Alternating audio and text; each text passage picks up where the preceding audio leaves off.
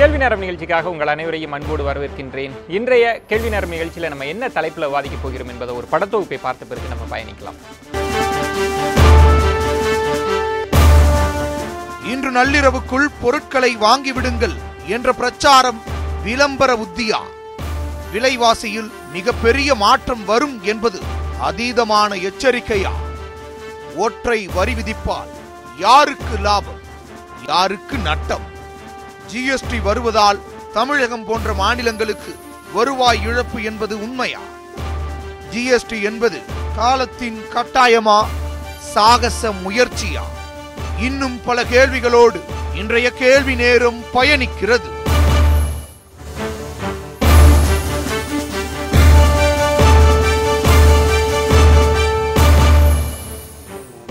மீண்டும் உங்களை வரவேற்கின்றேன். ஜிஎஸ்டி ஒரு சாமானியரின் பார்வையில் இருந்து தான் ஒரு நீண்ட நெடிய பொருளாதார கணக்கை இன்றைக்கு அதற்கான விடையை தேட இருக்கிறது கேள்வி நேரம். நான் கருத்துரையாளர்களை உங்களுக்கு அறிமுகம் செய்து விடுகிறேன்.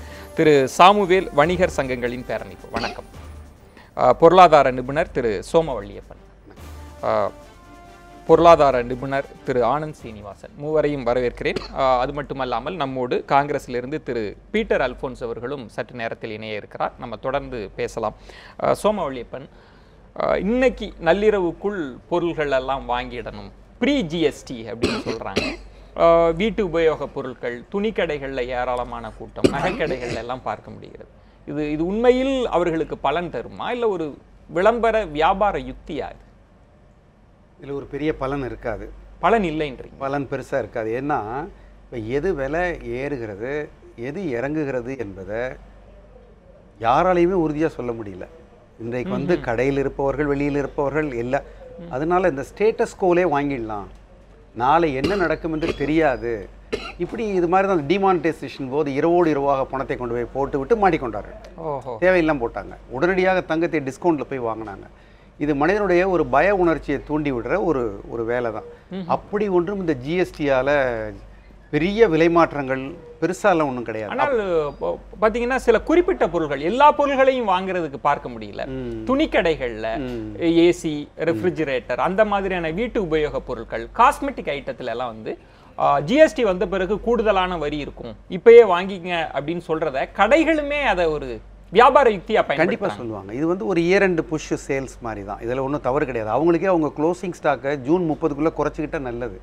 ஏன்னா ஜூன் 1க்கு ஜூலை 1க்கு மேலே அவங்க விற்கிற போது எந்த விலையில் விற்பது என்பதை அவர்களே கணக்கிடணும். இப்போ எல்லாருமே அவர்களுடைய கையில் இருக்க கையிருப்பை குறைத்து கொள்வதில் தான் எல்லா வணிகர்களுமே ஒரு ஆர்வத்தில் இருப்பாங்க. ஏன்னா அடுத்தது என்ன செய்ய வேண்டும் என்பது தெளிவாக யாரும் இல்லை, ஒரு குழப்பத்தில் தான் இருக்கிறாங்க. பல இடங்களில் இந்த குழப்பம் தான் இருக்கிறது. இன்னும் கேட்டால் ஜிஎஸ்டினால் இப்போ பைக்கு விலை குறையும், சின்ன கார்கள் விலை குறையுன்றாங்க. இப்போ எது குறைகிறது எது கூடுகிறது என்பது தெரியாத ஒரு சூழ்நிலையில் அவசரமாக போய் ஏதோ ஒரு பொருளை நீங்கள் வந்து விலை கூட பேச முடியாது, பொருளை தேர்வு கூட செய்ய முடியாது, ஒரு பரபரப்பை உண்டாக்கி ஏன் போய் வாங்க வேண்டும்? அதிகபட்சமாக இவங்க ஃபிக்ஸ் பண்ணதே எல்லாவற்றையும் அது இப்போ இருக்கிறதுலேருந்து 1-2% தான் இந்த பக்கமும் அந்த பக்கமும் மாற்றிக்கொண்டே ஃபிட்மெண்ட் பண்ணியிருக்கிறாங்க ரெவென்யூ நியூட்ரல் காரணத்திற்காக. மிகச்சில பொருட்கள் சிகரெட். இப்போ இந்த நிகழ்ச்சியை பார்த்து கொண்டிருக்கிற நேரத்தில் கூட கடைக்கு தயாராகி கொண்டிருக்கக்கூடிய குடும்பத்தினரும் இருக்கலாம், நிகழ்ச்சியை பார்க்காமல் போய் கொண்டிருக்கிற குடும்பத்தினரும் இருக்கலாம். அப்ப இந்த கூடுகிற கூட்டம், கடையை நோக்கி செல்கிற கூட்டம்ன்றது தேவையற்றதுன்றது தான் உங்க பார்வை. நீங்க ஜிஎஸ்டி வந்த பிறகு விலைகளை தெரிந்து கொண்டு நீங்க நிதானமாக பொருட்களை தேர்ந்தெடுத்து வாங்குவதனால ஒரு பெரிய நட்டம் நீங்க அடைய போறதே கிடையாது. அப்படி செய்வதுதான் சரி. சாமுவேல், ஒருவேளை இன்றைக்கு கூடுகிற கூட்டம் அப்படின்றது வந்து அக்ஷய திருதியை போல வந்து ஒரு வணிகர்களுக்கு நலன் பயக்கக்கூடியதா? இன்றைய நள்ளிரவுக்குள் வாங்கி ப்ரீ ஜிஎஸ்டி அப்படின்னு சொல்றாங்க. வணிகர்களை பொறுத்தவரை இன்னைக்கு சரக்குகளை காலி பண்ணுறதுக்கு அது உபயோகப்படும் ஒழிய அவங்களுக்கும் வந்து நாளைக்கு என்ன விலைக்கு கிடைக்கும்ன்றது நிறைய பேருக்கு ஐடியா தெரியாது. காரணம் என்னன்னா, இவ்வளோ நாள் வணிகர்கள் வந்து தமிழ்நாட்டு வேட் வரியை மட்டும்தான் பார்த்துக்கிட்டு இருந்தாங்க. அது எவ்வளோ பர்சன்டேஜுங்கிறது மட்டும்தான் எல்லா வணிகர்களுக்கும் ஓரளவுக்கு தெரியும். 14.5, 5%, 12% அந்த கேட்டகரி மட்டும்தான் தெரியும். ஏற்கனவே மேனுஃபேக்சரிங்கில், தயாரிப்பில், வெளி மாநிலத்திலேருந்து வர்றதில் இருக்கக்கூடிய வரி விகிதங்கள் வந்து எல்லா வணிகர்களுக்கும் தெரியாது. ஸோ ஒரு பொருள் வந்து எவ்வளோ வரி அதிகப்படுத்தி தயாரிக்கிறதுலேருந்து எவ்வளோ வரி அதிகப்படுத்தி விற்கிறாங்கன்றது வணிகர்களை பொறுத்த வரைக்கும் தெரியாது. ஸோ சில பொருள் விலை குறையிறது கூட வாய்ப்பு இருக்கலாம். அதனால் சரியாக ஐடியா தெரியாத நேரத்தில் ஜனங்க வாங்குறது வந்து வணிகர்களை பொறுத்த வரைக்கும் அவங்க சரக்குகளை காலி பண்ணுறதுக்கு உதவும். பொதுமக்களை பொறுத்த வரைக்கும் அது உபயோகமாக இருக்குமான்றது. வீட்டு உபயோக பொருட்கள் எல்லாம் நிறைய அலைமோதுகிற கூட்டங்கள், ஏசி ரெஃப்ரிஜிரேட்டர்லாம் 60% வந்து இது உங்களுக்கு டிஸ்கவுண்ட் தரும் அப்படின்லாம் சொல்கிறாங்க.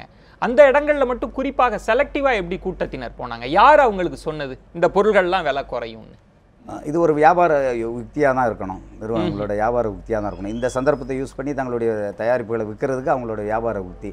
இதனால் வந்து பொதுமக்களுக்கு வந்து விலை ஏறும்ன்ற மாதிரி ஐடியா தெரியல இது வரைக்கும். ஓகே. திரு பீட்டர் அல்ஃபோன்ஸ் அவர்களும் நம்மோடு இணைந்திருக்கிறார். வணக்கம் திரு பீட்டர் அல்ஃபோன்ஸ். உங்களிடம் இந்த ஜிஎஸ்டி தொடர்பாக பேசுகிற போது நாங்கள் சாமானியர்களின் பார்வையில் தான் இதை பார்க்கிறோம். இதற்குள் அரசியல் அந்த விவாதங்கள்லாம் நம்ம தொடர்ந்து நடத்தி முடிச்சிட்டோம். ஒரு எளிய குடும்பத்தினருக்கு, சாமானியர்களுக்கு புரிகிற மாதிரி சொல்லுங்க. இதுல விலைவாசி குறையும்ன்றது தான் பாஜக தரப்பிலும் சொல்றாங்க. நம்மளுடைய நிதி அமைச்சரும் பத்திரிகையாளர் சந்திப்புல இனி விலைவாசிகள் குறையும்ன்ற ஒரு பார்வையை முன்வைக்கிறாங்க. நீங்க எப்படி பார்க்கறீங்க?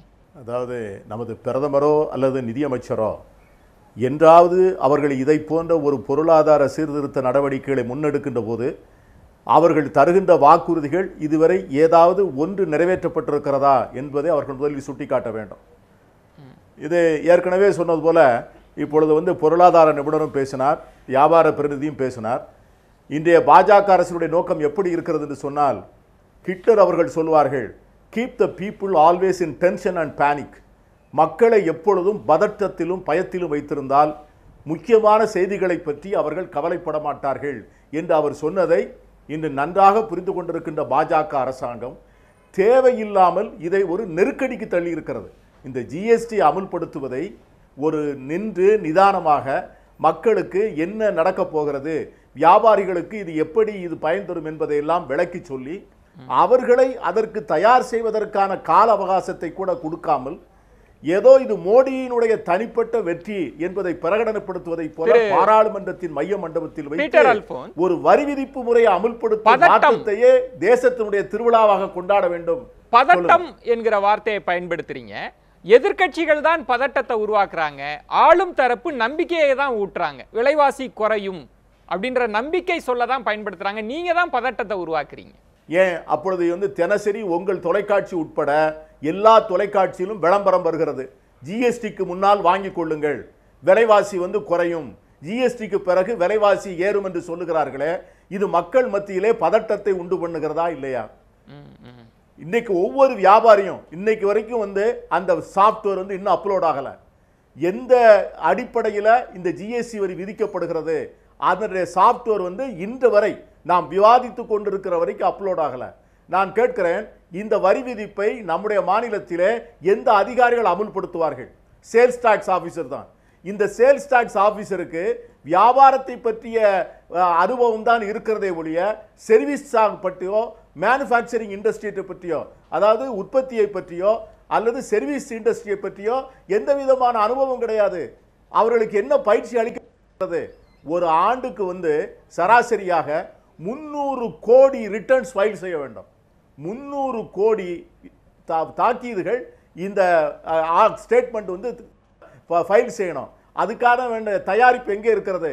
உள்ளூரில் இருக்கிற ஒரு சாதாரண பலசரக்கு வியாபாரி, ஒரு சின்ன ஜவுளி கடைக்காரர், இவர்களுக்கெல்லாம் இந்த தயாரிப்பை யார் நிர்வாக சிக்கலை பத்தி சொல்றீங்க. இழப்பு நடவடிக்கையின் போது பாஜக தரப்பில் சீரழிந்தார்களோ என்ன சொல்றாங்கன்னா, நிர்வாக சிக்கல், நடைமுறை சிக்கல்லாம் இருக்கலாம், அது ஒரு கால ஓட்டத்துல சரியாயிடும் அப்படின்னு சொல்றாங்க. நிர்வாகம் இருக்கும், கால ஓட்டத்துல சரியாயிடும். அதை வந்து தாங்குவதற்கான சக்தி எனக்கு வேண்டும் அல்லவா? நான் வந்து ஏற்கனவே இல்ல வியாபாரி இன்னைக்கு எல்லா தொழிலும் மந்தமாக இருக்கிறது. உற்பத்தி வந்து 2 புள்ளி கீழே வந்திருக்கிறது. 2 புள்ளி கீழே வந்திருக்கிறது என்றால் 3 லட்சம் கோடி வேலையில்லா திண்டாட்டம். இதுல வந்து 2 வருடம் இந்த வியாபார மந்தம் இருந்தது என்று சொன்னால், தொழில் மந்தம் இருந்தது சொன்னால் யாரால் தாங்கிக் கொள்ள முடியும்? அதாவது நீ வந்து பேஷண்ட்டுக்கு எப்படி மருந்து கொடுக்கணும்னா, அவர் நல்லா ஹெல்த்தியா இருக்கும்போது தான் மருந்து கொடுக்கணும். அவர் பலவீனமான பேஷண்ட்டுக்கு வந்து நீங்க ரொம்ப ஸ்ட்ராங் மெடிசினை ஒரே டோஸ்ல கொடுக்க போறேன்னு சொன்னா அது என்ன ஆகும்? எக்கனாமியே கொலாப்ஸ் ஆயிடும். நீங்க வந்து நிச்சயமாக இன்றைக்கு பல்வேறு இன்னைக்கு நிதி ஆயோக் மெம்பர் சொல்லியிருக்கார், பீதி அடைவார்கள்ன்ற சொல்ல மத்திய அரசினுடைய காங்கிரஸ் தரப்பில் இருந்து திரு பீட்டர் அல்போன்ஸ் பண மதிப்பு நீக்க நடவடிக்கையின் போதும் காங்கிரஸ் சொன்னது இதிலிருந்து மீள பல காலம் பல ஆண்டுகள் ஆகும் அப்படின்னு. ஆனால் ஒரு 6 மாதத்திற்குள் இயல்பான நிலைக்கு வந்துட்டாங்க, அதை போல வந்துடுவாங்க அப்படின்னு சொல்றாங்க. அப்படிலாம் ஒரு பெரிய பதட்டம்லாம் இங்க இல்ல. விலைவாசி குறைய போகிறது, ஒரு சீரான வரி விதிப்பு முறை. 6 மாத விஜயன் 6 மாத காலத்திற்குள்ள பணம் புழக்கம் வந்திருக்கிறதை ஒழிய, ஆனால் தொழில் மந்தம், வியாபார மந்தம், வேலையில்லா திண்டாட்டத்தினுடைய பெருக்கம், விவசாயிகளுடைய முடக்கம், இப்படி பொருளாதாரத்தினுடைய சுழற்சியே ஒரு மிகப்பெரிய நெருக்கடிக்கு வந்து பண மதிப்பீட்டு நடவடிக்கையினுடைய தாக்கத்தில் இருந்து இன்னும் பொருளாதாரம் மீளவில்லை. இன்னைக்கு கூட ரிசர்வ் பேங்கினுடைய அறிக்கை என்ன சொல்லுகிறது? இன்னைக்கு தமிழ்நாட்டினுடைய உற்பத்தி வந்து ஒரு விழுக்காடு உற்பத்திக்கு போயிருக்கிறது, ஒரு புள்ளிக்கு போயிருக்கிறது. என்ன காரணம்? ரூபாய் நோட்டு மதிப்பிழப்பின் மீது ஏற்பட்ட தாக்கம் தான் காரணம் என்று இன்றைக்கு கூட அறிக்கை சொல்லுகிறது. ஆகவே ரூபாய் நோட்டு மதிப்பிழப்பு, ரூபாய் நோட்டு சர்க்குலேஷனுக்கு வந்திருக்கலாம், ஆனால் அது செஞ்ச டேமேஜ் இருக்கு பாருங்க, அந்த டேமேஜினுடைய தாக்கம் குறைவதற்கு ரொம்ப நாளாகும், காலமாக பேசுவோம். திரு சீனிவாசன் அவர்களிடம் பீட்டர் குறிப்பிடுவது போல, பீட்டர் அல்போன்ஸ் அவர்கள் குறிப்பிடுவது போல இது சரியான நேரத்தில் அமல்படுத்தவில்லை, அவசர கோலத்தில் அள்ளி தெளித்து. நான் முதல் கேள்விக்கு பதில் சொல்லிடுறேன். நீங்க கேட்ட முதல் தங்கத்தில் வந்து 1%லேருந்து 3% போகுது டேக்ஸ். அது திட்டமாக எல்லாருக்கும் தெரியும். அதனால தான் தங்க கடையில் கூட்டம் இருக்கிறது. ஏன்னா நாளைக்கு காலத்தால் 2% ஏறப்போகுது. 1+1 இருக்கு ஆல்ரெடி. VAT 1% எக்ஸைஸ் வரும். 1% தங்க கடைகள்ல கூடுகிற கூட்டம் நியாயமானதுல விலை ஏறப்போகுது. நியாயம் இல்லையான்னு நான் சொல்லவில்லை, ஏறப்போகுது. இல்ல அவர்களுக்கு பலன், நான் சொல்வது சாமானியர்களுக்கு பலன். தங்கம் வாங்கினா பலன் உண்டு, பலன் உண்டு. சரி. ரெண்டாவது, துணிக்கடையில் ஒரு ட்ரெஸ் 1000 ரூபாய்க்கு மேலே ட்ரெஸ் வாங்கினா பலன் உண்டு. ஏன்னா 15% VAT போட போகிறாங்க. 1000 ரூபாய்க்கு மேலே துணி, 1000 ரூபாய்க்கு கம்மி துணிங்கிறது, 1000 ரூபாய்க்கு மேலே துணி போட்டால் பலன் உண்டு. மோட்டர் சைக்கிள், காரெல்லாம் ஆல்ரெடி விலையை குறைச்சி ஜிஎஸ்டி ப்ரைஸை நாங்கள் முன்னாடியே தரோன்னு சொல்லி இழுத்துட்ருக்காங்க. ஏசியில் ஒரு டவுட் இருக்குது, ஏறுமா இறங்குமான்னு. அதனால தான் ஏசிலையும் ஓடிட்டுருக்கு. அதனால் நிறைய பேருக்கு தெரியும் எது குறைய போகுது, எதை ஏறப்போகுதுன்னு. முக்கால்வாசி பேருக்கு தெரியும். தங்கம், ட்ரெஸ்ஸு, காஸ்மெட்டிக்ஸு இதெல்லாம் ஏறப்போகுது. ஏன்னா காஸ்மெட்டிக்ஸ் மோஸ்ட் ஆஃப் இட் 28% போயிடுச்சு. அதனால் இதெல்லாம் ஏறப்போகுது. அதனால் மக்கள் பீதி இல்லை, மக்கள் வந்து இன்டெலிஜென்ட்டாக தான் போகிறாங்க. பொதுமக்களுக்கே அது தெரிஞ்சு தான் போகிறாங்க. போகிறவங்க தெரிஞ்சு தான் போகிறாங்க. டெஃபினட்டாக இதெல்லாம் ஏறப்போகுது. ரெண்டாவது, வர்த்தகர்கள் ஏன் இதை பண்ணுறாங்கன்னா, இவங்க என்ன சொல்கிறேன், அண்டர்ஸ் நீங்கள் எக்ஸைஸ் கேட் பாஸோடு இல்லைன்னா 100 ரூபாய்க்கு நீங்கள் சரக்கு வச்சுருந்தா 60 ரூபாய்க்கு தான் உங்களுக்கு கேரி ஓவர் இன்புட் கிரெடிட் கொடுப்போம், மீதி 40க்கு நாமம் அப்படின்ட்டு கவர்மெண்ட் சொல்லிடுச்சு. இப்போ மருந்து கடை வச்சுருக்காங்க, அவர் ஒரு டிஸ்ட்ரிபியூட்டர் டைன் வாங்கியிருப்பார். டிஸ்ட்ரிபியூட்டர் வந்து ஒரு சூப்பர் ஸ்டாக்கிஸ்ட் டைன் வாங்கியிருப்பார். அவர் நேஷ்னல் C&F ஏஜென்ட்டுன்னு 4 கை மாறி தான் அந்த ரீட்டெய்லருக்கே வரும். இதில் இவங்க சொல்கிற சட்டத்திட்டத்தில் என்னன்னா, யார் எக்ஸைஸ் கேட் பாஸில் சீல் வச்சுருக்காங்களோ அவங்களுக்கு 100% கிரெடிட். யாரெல்லாம் எக்ஸைஸ் கேட் பாஸ் சீல் இல்லையோ அவங்களுக்குலாம் 60% தான் கிரெடிட். அப்போ அவங்க மருந்து கடையில் மருந்து வச்சுருக்காருல்ல, அவர் எக்ஸைஸ் கேட் பாஸ்லாம் வச்சுருக்க முடியாது. அவர் 3 கை மாதிரி அவர்கிட்ட வந்திருக்கு. ஸோ அவர்கிட்ட இன்றைக்கி 1 கோடி ரூபா சரக்கு இருக்குதுன்னு வச்சுப்போம். அந்த 100 அதில் வந்து 60 லட்சம் தான் அவர் இன்புட் கிரெடிட். நாளைக்கு பெரிய சீர்திருத்தமே இந்த இன்புட் கிரெடிட் தான்.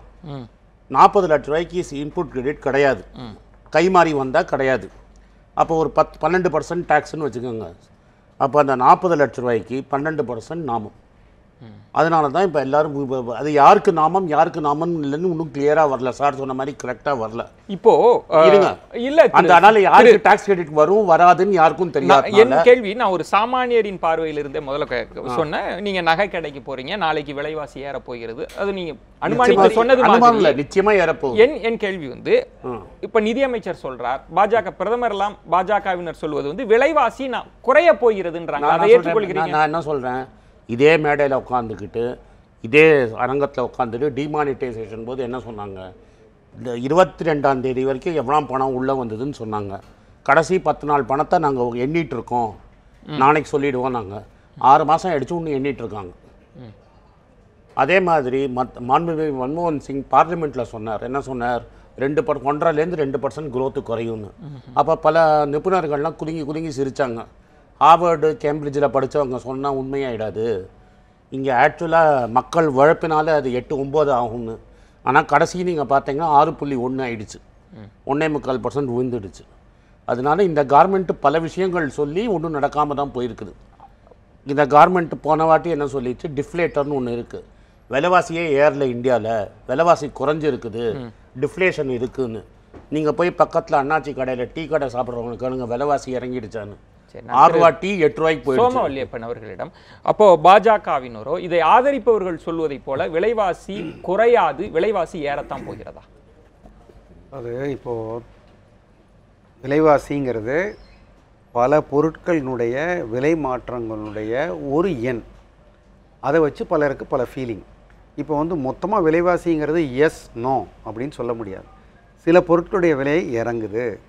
இப்போது வந்து கிட்டத்தட்ட 1200 பொருட்களுக்கு, மொத்தம் 4800 பொருட்களுக்கு இவங்க ஜிஎஸ்டியில் வரி விகிதம் ஃபிக்ஸ் பண்ணுறாங்க. அதில் 1/4 வந்து 1200 பொருட்கள். அது கன்சியூமர் ப்ரைஸ் இண்டெக்ஸில் கிட்டத்தட்ட 50%. அதுதான் இன்ஃப்ளேஷனுக்கான நம்பர். அது 0% ஆகிட்டாங்க டேக்ஸ். இப்போ நீங்கள் வந்து ரெஃப்ரிஜிரேட்டர் ஏறுதா, வாஷிங் மிஷின் ஏறுதா என்பதெல்லாம் சாதாரண மனிதர்களுடைய கவலை. சரி, உணவுப் பொருள் விலை ஏறுதா, அதுதான் இன்ஃப்ளேஷனில் பார்க்குற ஒரு விஷயம். ஏறப்போகுதா? ஏறாது. ஏறாது. உணவு இல்லை, பொருட்கள் அதாவது 2 விதம் இருக்குது. ஜிஎஸ்டினால வரி விதிப்பினால ஏறுமானா ஏறாது. ஆனால் இந்த குழப்பங்கள் காரணமாக ஒரு சுணக்கம் ஏற்பட்டு சப்ளை சைடில் குழப்பம் வந்ததுன்னா கொஞ்சம் ஏறும். இப்போ ட்ரேடர்ஸ் எல்லாம் வந்து வாங்கி வைப்பதையே சிரமம்னு நினச்சாங்கன்னா என்ன சொல்கிறாங்க, B2B பிரச்சனை இல்லை, B2C பிரச்சனை இல்லை, B2B பிரச்சனைங்கிறாங்க. 20 லட்சம் ரூபாய்க்கு கீழே வியாபாரம் செய்து கொண்டு நேரடியாக நுகர்வோருக்கு கொடுக்குறவர்களுக்கும் இந்த ஜிஎஸ்டிக்கும் தொடர்பு இல்லை. அவர்கள் வரியே போட மாட்டாங்க.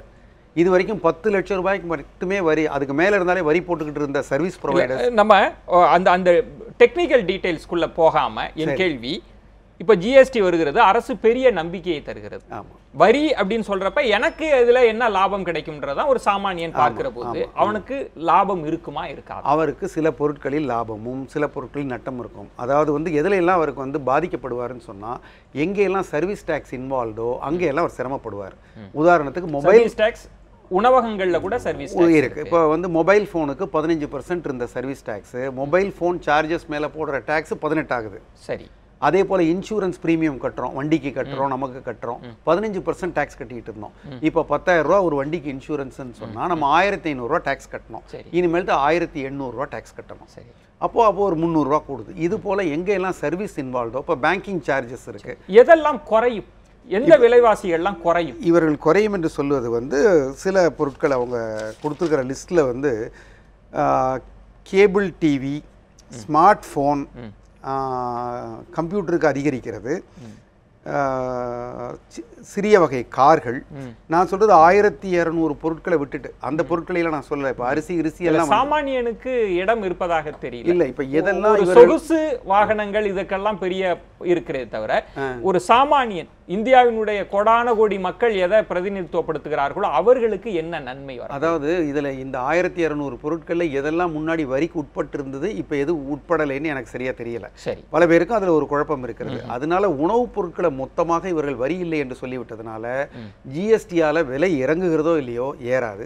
பெட்ரோலிய பொருட்கள் இதுல இருந்து விலக்கப்பட்டிருக்கிறதுனால விலை வந்து இறங்குகிறதோ இல்லையோ விலை ஏன் அதற்கு விலக்கு? இப்போதைக்கு நிறைய வரி வருமானத்தை 2 அரசாங்கங்களும் சம்பாரிச்சுக்கிட்டு இருக்காங்க. ஏன்னா பெட்ரோல் தான் ஒரு மூலம், அதை மையமாக வைத்து தான் நீங்க விலைவாசிகள் எல்லாமே அதை மையமா இருக்கிறப்ப பெட்ரோல் பொருட்களுக்கு மட்டும் ஏன் விலக்கு தராங்க? இல்ல, பெட்ரோல் நான் என்னுடைய தனிப்பட்ட கருத்து என்னன்னா, பெட்ரோல் பொருளாதார நிபுணராகவே சொல்லலாம். அதாவது வந்து இப்போ ஒரு கட்டடத்தை நம்ம வந்து மாற்றி அமைக்கிறோம்னு சொன்னா இருக்கிற தூணை எல்லாம் தட்டி விட்டுட்டு கூரை வந்து கீழே விழுந்த பிறகு திருப்பி கட்ட முடியாது. சரி. கட்டடத்தை வைத்துக்கொண்டே தான் மாற்றி அமைக்கணும். இப்போ வந்து அரசாங்கம் தொடர்ந்து நடக்கணும். ஜூலை 1க்கு பிறகு அரசுக்கு வருமானம் வர வேண்டும், அரசு சம்பளம் கொடுக்கணும். அதனால இவர்கள் மிகப்பெரிய சிக்கலை அது போய் தொட்டிங்கன்னா ஒரு மாநில அரசாங்கம் இது ஒத்துழைக்க மாட்டாங்க. இப்போ 29 மாநில அரசாங்கங்களும் இவ்வளோ யூனியன் பிரதேசமும் ஒத்துழைச்சு ஒரு ஜிஎஸ்டி கவுன்சில் இவ்வளோ பெரிய விஷயத்தை பண்ணுவது என்பது ஒரு மிகப்பெரிய மாற்றம். இது கிட்டத்தட்ட 90 லட்சம் ட்ரேடர்ஸ் இதில் இன்வால்வ் ஆகிருக்கிற பீப்புள் பார்த்தீங்கன்னா ரொம்ப அதிகமான மக்கள். இவ்வளவு சீக்கிரமா பண்ணது ஒரு பெரிய வெற்றி என்று நான் நினைக்கிறேன். ஆனால் அதுதான் பீட்டர் அல்போன்ஸ் அவசரகதி அள்ளி தெளித்த கோலம் போல சில சமயம் அல்ல. நிச்சயமா இந்த நான் கேட்பது, பண மதிப்பு நீக்க நடவடிக்கைக்கு பிறகு ஒரு பொருளாதார மந்த சூழ்நிலை இருக்கக்கூடிய இந்த காலகட்டம் சரியான காலகட்டமா? இதை தள்ளி வைத்திருக்கலாம், இதற்கு என்ன நேரம் வேண்டும் என்பதுதான் வியாபாரிகள் தரப்பிலும் வணிகர் தரப்பிலும் பெரிய அழுகுரல் கூக்குரல். அதை நான் ஏற்றுக்கிறேன். இன்னும் பலருக்கு புரியவே இல்லை இது என்ன நடக்கும் என்பதை. இப்போ சாதாரண வியாபாரிகள் எல்லாம் இனி கம்ப்யூட்டர் கற்றுக்கொள்ள வேண்டும் என்கிற நிலைமை வந்திருக்கிறது. எல்லோரும் ஒரு ஆடிட்டரை சார்ந்திருக்க வேண்டும் என்ற நிலைமை வந்திருக்கிறது. தாங்களே அந்த வியாபாரத்துக்குள்ள டெய்லி இப்போ கணக்கு கொடுப்பது பெரிய வேலையாகிடும் பொழுது வியாபாரம் செய்வதை. மற்றொரு சிறப்பு விருந்தினர் திரு சுமன் சி ராமன் அவர்களும் நம்மோடு இணைகிறார். திரு சுமன் சி ராமன், ஒருபுறம் விலைவாசி குறையும் அப்படின்ற வாதம், விலைவாசி அதிகரிக்கும் ஒரு குழப்பமான சூழல் இருக்கிறது என்று அரசியல் ரீதியான விமர்சனங்களும் இருக்கிறது. இல்லை, இந்த ஒற்றை வரி விதிப்பால் யாருக்கு லாபம், யாருக்கு நட்டம்? உங்கள் முதல் கட்ட பார்வை. இல்லை, அடிப்படையாக பார்த்தீங்கன்னா இது நாட்டுக்கு லாபம். நாட்டுக்கு அப்படின்னு பார்த்தீங்கன்னா பல டெவலப்பிங் சொசைட்டிஸ், எந்த ஒரு வளர்ச்சி அடைந்த நாடுகளில், பெரும்பாலான நாடுகளில் இத்தகைய வரி அமைப்பு தான் இருக்கிறது. ஒரு 12 வரிகள், 14 வரிகள், 20 வரிகள் எல்லாம் இருப்பது இல்லை. ஜிஎஸ்டி மூலமாக பல வரிகளை ஒன்றுபடுத்தி ஒரு single tax, one nation one tax அப்படிங்கிற இது எல்லா டெவலப்ட் கண்ட்ரீஸ்லேயும் பரவலாக இருக்குது. எஸ், அவங்களுக்கு ரேட்டு கம்மியாக இருக்குது, நமக்கு ரேட்டு ஜாஸ்தியாக இருக்குது, நமக்கு ரொம்ப நிறையா ஸ்லாப் இருக்குது, இதுக்கு கால அவகாசம் சரியாக கொடுக்கல, இன்னும் கொஞ்சம் டைம் எடுத்துருக்கணும், சரியாக விளக்கி இருக்கணும், எல்லாத்தையும் நான் ஏற்றுக்கிறேன். ஆனால் அடிப்படையாக தொலைநோக்கு பார்வையோடு பார்க்கும்போது ஜிஎஸ்டி வரவேற்கத்தக்க ஒன்று அப்படிங்கிறத மாற்று கருத்து யாருக்குமே இருக்க முடியாது. அதனால தான் காங்கிரஸாக இருந்தாலும் பாஜக இருந்தாலும் இரண்டு தரப்பினரும் ஜிஎஸ்டி நாட்டுக்கு அவசியம் என்ற முடிவெடுத்தார்கள்.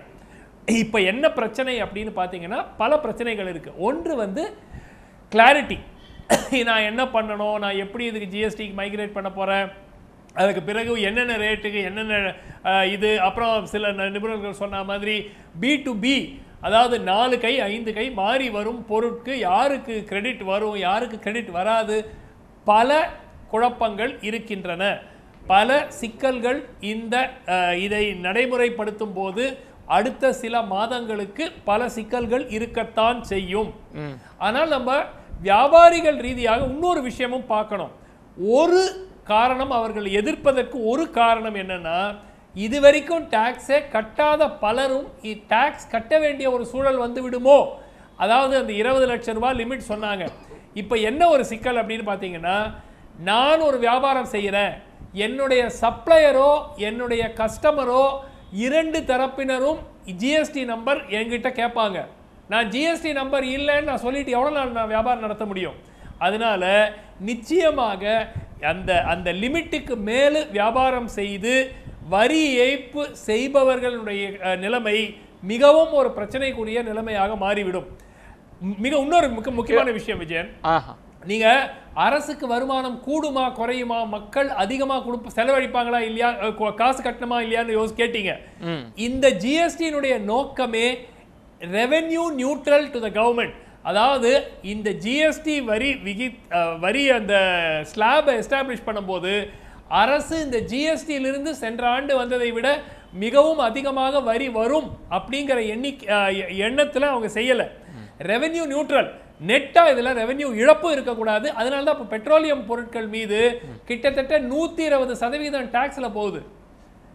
ஸோ 31 ரூபா இருக்கிற பெட்ரோல் 75 ரூபாய்க்கு விற்கிறாங்க, அதில் 40 ரூபா 45 ரூபா டாக்ஸ். அந்த மிகப்பெரிய வருவாய் போயிருச்சுன்னா ஜிஎஸ்டினால அரசுக்கு பெரிய இழப்பு ஏற்படும். ஏன்னா அது 28% மேக்ஸிமம் ஸ்லாப் கொண்டு பெட்ரோலுக்கு போட்டீங்கன்னா ஆயிரக்கணக்கான கோடி இழப்பு ஏற்படும் அரசுக்கு, மத்திய அரசுக்கு ஏற்படும், மாநில அரசுக்கு ஏற்படும். உங்கள் கருத்தை தவிர்க்கணும்ங்கிறதுக்காக பெட்ரோலியம் ப்ராடக்ட்ஸ் வெளியேற்றிருக்காங்க. பீட்டர் அல்போன்ஸ் அவர்களிடம் டு பி ரெவென்யூ நியூட்ரல்.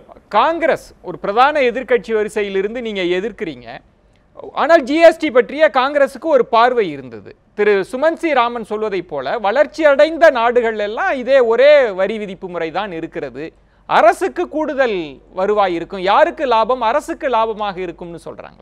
அதாவது விஜயன், இதுல உலகத்துல ஒரு 6-7 நாடுகள்ல தான் ஜிஎஸ்டி போன்ற வரி இருக்கிறது. முதலில் நம்ம அதை ஒத்துக்கொள்ளணும். இன்னைக்கு ஏதோ 186 நாடுகளில் இருக்கிறது, 120, அதெல்லாம் தவறு. நான் சொல்லல, இன்னைக்கு நிதி ஆயோக்கினுடைய உறுப்பினர் அவரே சொல்லியிருக்காரு, உலகத்துல ஒரு 5 அல்லது 6 நாடுகளில் தான் இந்த வரி விதிப்பு ஜிஎஸ்டியை போன்ற வரி விதிப்பு இருக்கிறதுன்னு.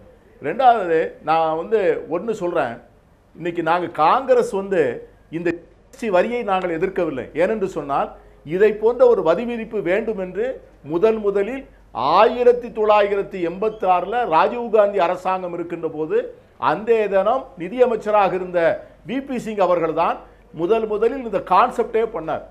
நீங்க ரெண்டாவது கான்ஸ்டிடியூஷன் அமெண்ட்மெண்ட்டை கூட கொண்டு வந்தது வந்து காங்கிரஸ் கட்சி, ஐக்கிய முற்போக்கு கூட்டணி அரசு தான். ஆனால் அவர்களே வந்து இன்னைக்கு வந்து பழைய நிதியமைச்சர் யஸ்வந்த் சின்ஹா அவர்கள் தலைமையில் வந்து ஒரு செலக்ட் கமிட்டி போட்டு அந்த கமிட்டியினுடைய அறிக்கையை வாங்கின பிறகு அது பாராளுமன்றத்தில் வாக்கெடுப்புக்கு வந்த நேரத்தில் அதை முதலில் எதிர்த்தவர் அன்றைய குஜராத் முதலமைச்சர், இன்றைய பிரதமர் நரேந்திர மோடி. அவர்தான் இதை எதிர்த்தார். இதை ஒத்துக்கொள்ள மாட்டேன் என்று சொன்னார். என்னுடைய மாநிலத்திற்கு 14,000 கோடி ரூபாய் வரி இழப்பு ஏற்படும் என்று சொல்லி மோடி அவர்கள் எதிர்த்ததினாரின் காரணமாகத்தான் இந்த ஜிஎஸ்டியை வந்து அன்னைக்கு அமுல்படுத்த முடியல. இன்னைக்கு அதே மோடி நான் பாராளுமன்றத்தில் மைய மண்டபத்தில் இருந்து இதை வந்து ஏதோ நான் தான் மெஸ்ஸியா, நான் தான் மீட்பர் என்று பேசுவது ஒரு அரசியல் தமாஷா என்பதைத்தான் நாங்கள் விளக்கி சொல்லுகிறோம். இது வந்து ஒரு வரி விதிப்பு மாற்றம். இது வந்து சுதந்திர போராட்டம் போலவோ இல்லது இந்த நாட்டினுடைய அடிப்படையான ஏழை மக்களுக்கு ஒரு மிகப்பெரிய சமூக நீதி புரட்சி போலியோ மோடி கொண்டாடுவதை எங்களால் ஏற்றுக்கொள்ள முடியவில்லை. அதுதான் காரணம். அது ஆனந்த் ஸ்ரீனிவாசன் சொன்னது போல தகுந்த தயாரிப்பு வேண்டும். திரு பீட்டர் அல்போன்ஸ், அரசியல் ரீதியாகத்தான் இதை எதிர்க்கிறீங்களா?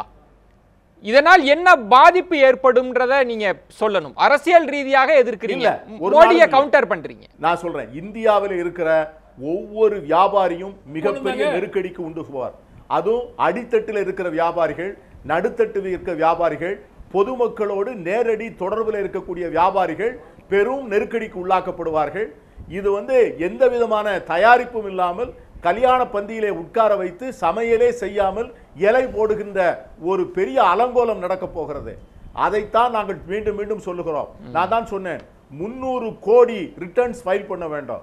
ஒரு சாதாரண வியாபாரி யாருக்கு 20 லட்சம் ரூபாய் டர்ன் ஓவர் சொல்லுங்க, 20 லட்சம் ரூபாய் டர்ன் ஓவர் உள்ள வியாபாரி கட்ட வேண்டும் என்று சொன்னால் தமிழ்நாட்டிலே ஒரு சிறிய பெட்டி கடையிலே கூட இன்னைக்கு ஒரு நாளைக்கு 5,000 ரூபாய்க்கு 6,000 ரூபாய்க்கு வியாபாரம் நடக்கிறது. அந்த 6,000 ரூபாய்க்கு ஒரு குடும்பமே இருந்து உழைக்கிறது. அவன் 3 முறை கம்ப்யூட்டர்ல போய் ரிட்டர்ன் போடு என்று சொன்னால் கடையை மூடிடுவான். ஜனங்களுக்கு சரக்கு கிடைக்காது. ஜனங்களுக்கு சரக்கு இல்லைன்னு சொன்ன போது விலைவாசி கூடும்.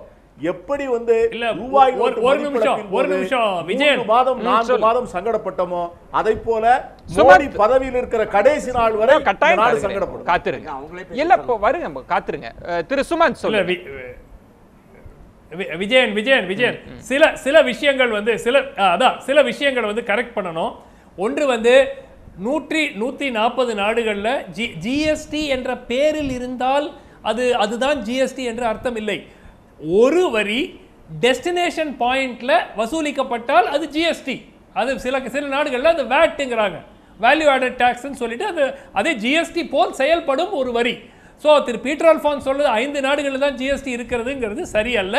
140 நாடுகளில் இருக்கிறது. அதுக்கு பேர் வேற மாதிரி இருக்கலாம், ஆனால் ஜிஎஸ்டி இருக்கிறது. ஒன்று. ரெண்டாவது, இந்த சிறிய வியாபாரிகள் பாதிக்கப்படுவார்கள். 3 முறை டாக்ஸ் ரிட்டர்ன் ஃபைல் பண்ணோங்கிறது வந்து முழுமையாக உண்மை இல்லை. 75 லட்சம் ரூபாய் வரை உங்களுக்கு டர்ன் ஓவர் இருந்தது என்றால், இல்ல ஒரு நிமிஷம், 75 லட்சம் ரூபாய் வரைக்கும் டர்ன் ஓவர் இருந்தது என்றால் உங்களுக்கான நேரம் ரிட்டர்ன் ஃபைல் செய்யறதுக்கு 5% அந்த காத்திருங்க திரு சுமந்த், 5% நீங்க இப்ப சொல்லுங்க சார். இதுல வந்து 160 நாட்டில் வந்து வேரியஸ் ஃபார்ம்ஸில் இருக்கலாம். ஆனால் பிரேசில், சைனா தான் இந்தியாவுக்கு எக்கானமி சைஸு.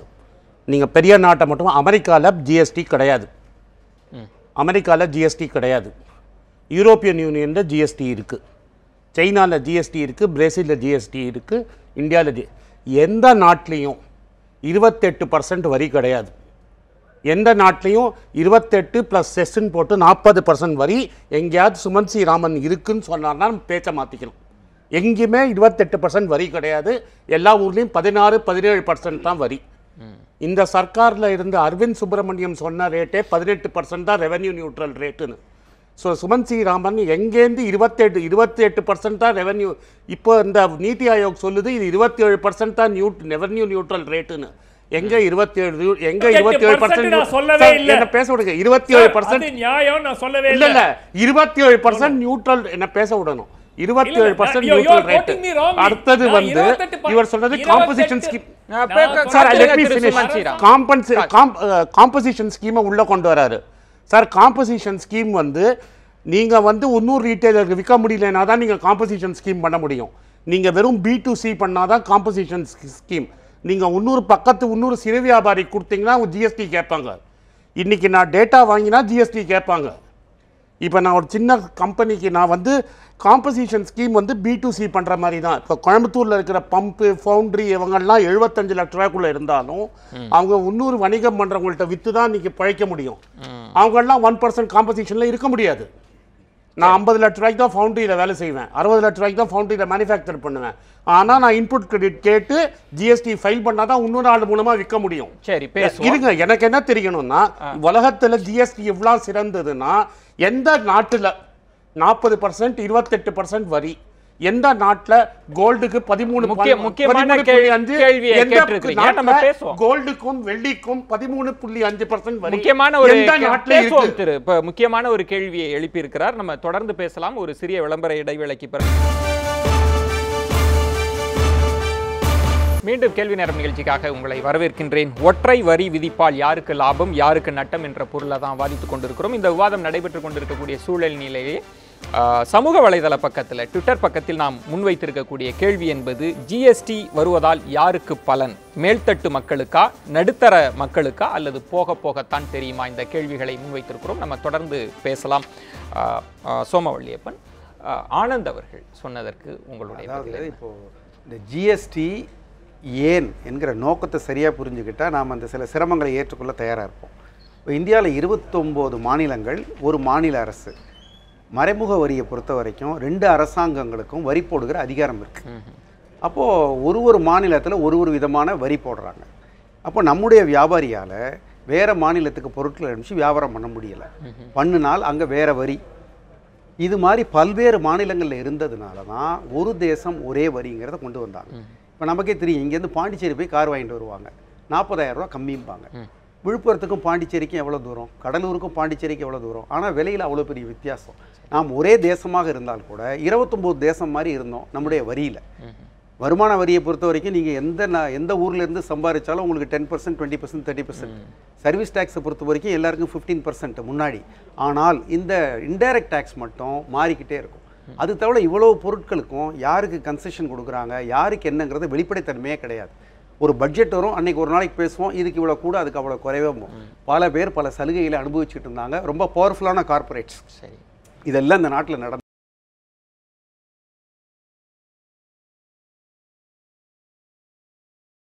வேண்டிய அளவுக்கு வருமானம் வராமல் இருப்பதற்கு காரணம் பல்வேறு விதங்கள் இப்படி லீக்கேஜ்.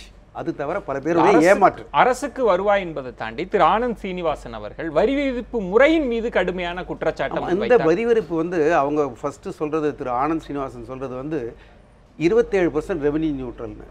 28%ங்கிறது ஹையஸ்ட் ஸ்லாப், அவ்வளோதான். அது ரெவென்யூ நியூட்ரல் இல்லை.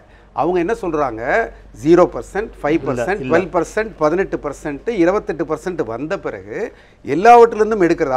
அவங்க போட்டிருக்கிற முறை எப்படி போட்டிருக்காங்கன்னா, இதை சொன்னால் பொதுமக்களுக்கு உதவியாக இருக்கும். இப்போது 7% பொருட்கள், மொத்த பொருட்களில் 0% ஆக்கிட்டாங்க. மொத்த பொருட்கள் நம்ம வாங்கக்கூடிய பொருள்லாம் லிஸ்ட் பண்ணி 14% பொருட்களுக்கு 5% தான் வரி போட்டிருக்காங்க. 17% பொருட்களுக்கு 12% பிராக்கெட்டில் ஃபிக்ஸ் பண்ணியிருக்காங்க. 43% பொருட்களுக்கு 18%ல் ஃபிக்ஸ் பண்ணியிருக்காங்க. மிச்சம் 19% பொருட்களுக்கு தான், 100ல் 19 பொருட்களுக்கு தான் 28% ஃபிக்ஸ் பண்ணியிருக்காங்க. ஆக இதை ஃபிக்ஸ் பண்ணது ஏற்கனவே என்ன வரி இருந்ததோ அதை ஒட்டி பண்ணாவிட்டால் சிலருக்கு மிகப்பெரிய லாபமும் சிலருக்கு மிகப்பெரிய நட்டமும் நடக்கும். நீங்கள் 14வது மாடியிலேருந்து கீழே 0க்கு குதிக்க முடியாது. 13க்கு குதிச்சு 12க்கு குதிச்சு தான் வரணும்.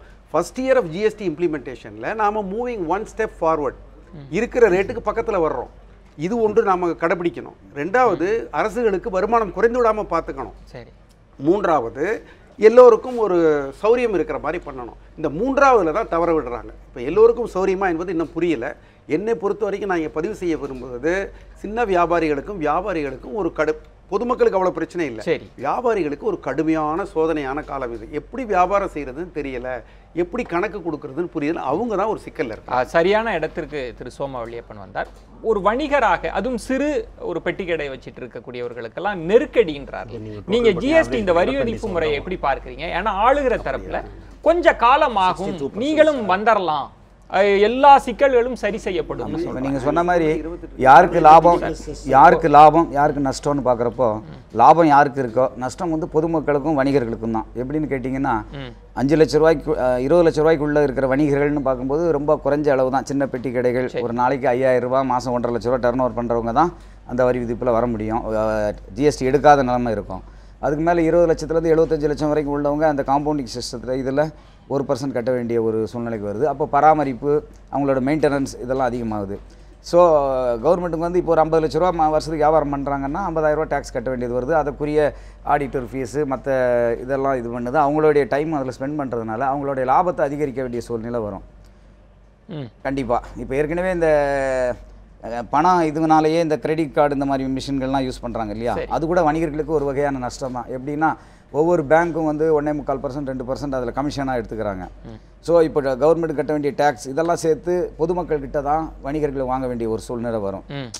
ஸோ இவங்களோட சிரமமும் பட்டு அதனுடைய இது பாதிப்பு வந்து பொதுமக்களுக்கு தான் போகும். இன்னொன்று ஹோட்டல்ஸுக்கு வந்து 5% 12 இந்த காம்பவுண்டிங்கில் கூட 5% கொடுத்துருக்காங்க. 5000 ரூபாய்க்கு மேலே நடக்கக்கூடிய சிறிய ஹோட்டல்கள் இவங்க தான்.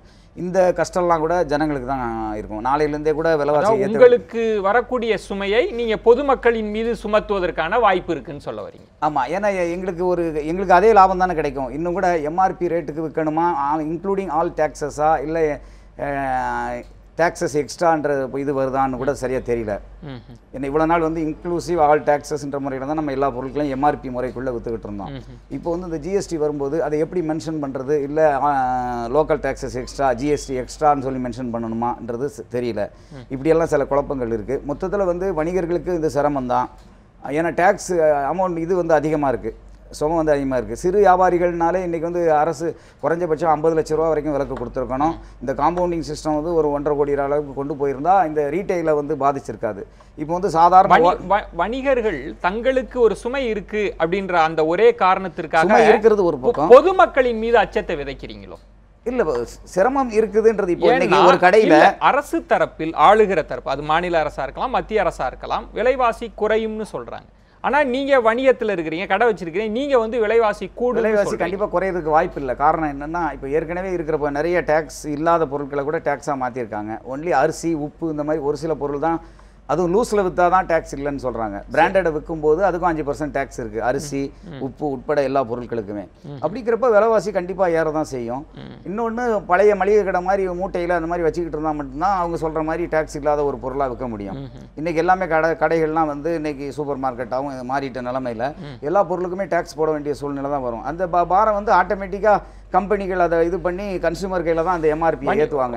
வியாபாரிகள் ஒரு நிர்வாக சிக்கல் இருக்குது, ஆனால் கால ஓட்டத்தில் சரியாயிடும்னு சொல்கிறாங்களே, அதை நீங்கள் நிர்வாக சிக்கல் இருந்தாலும் இப்போ இன்னைக்கு இருக்கிற நிலைமையில் உழைப்பை கொடுத்து தான் வணிகர்கள் வேலை செய்கிறாங்க. இப்போ வந்து அரசு ஊழியர்கள் மாதிரி 8 மணி நேரம் வேலை செய்யக்கூடியவங்க கிடையாது வணிகர்கள். காலையில் 6 மணிக்கு கடை திறந்தால் நைட்டு 10 மணி வரைக்கும் அவங்களுடைய பங்கு பெரும் பங்கு.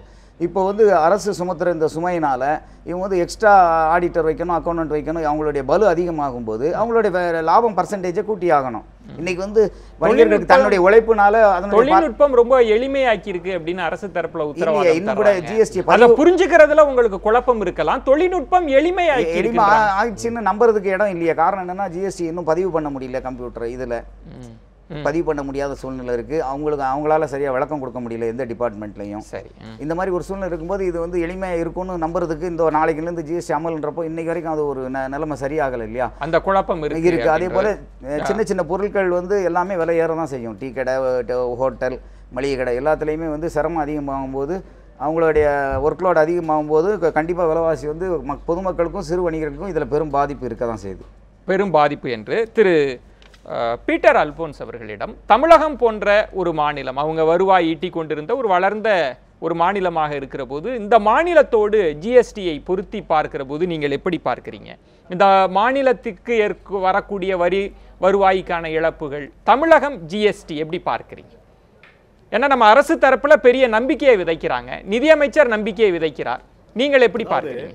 இல்லை, அதாவது இப்போ மாநில அரசாங்கங்களை பொறுத்தவரை அவர்களுக்கு ஏற்படக்கூடிய இழப்புகளை வந்து சரி செய்து விடுவோம், அதற்காக இந்த காம்பன்சேட்டரி காம்பனண்ட் எல்லாம் இருக்குன்னு சொல்லியிருக்காங்க. இன்னைக்கு வந்து வெஸ்ட் பெங்காலினுடைய ஃபைனான்ஸ் மினிஸ்டர் பேசுகின்ற போது கூட எங்களுக்கு இதனால் ஒன்றும் பெரிய பாதிப்பு இல்லை என்று, ஏனென்றால் நாங்கள் அதுக்கு எங்களுக்கு ஏற்படக்கூடிய நஷ்டங்களை நாங்கள் சரி செய்து கொள்வோம்.